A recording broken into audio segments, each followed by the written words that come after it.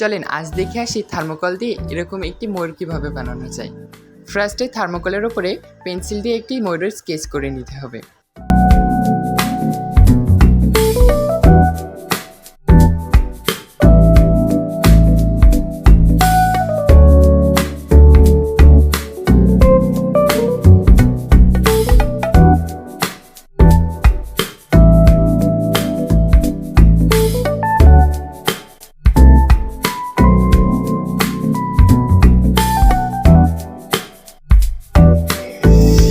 যেহেতু সোলার আওয়াজটা একটু বিরক্তিকর, সেজন্য খুশিকে আমার কানটা ধরতে দিয়েছি।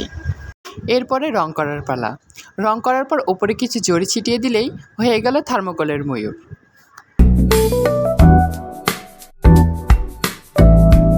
Thank you all for watching the video till the end. If you like the video, please like, comment and share it.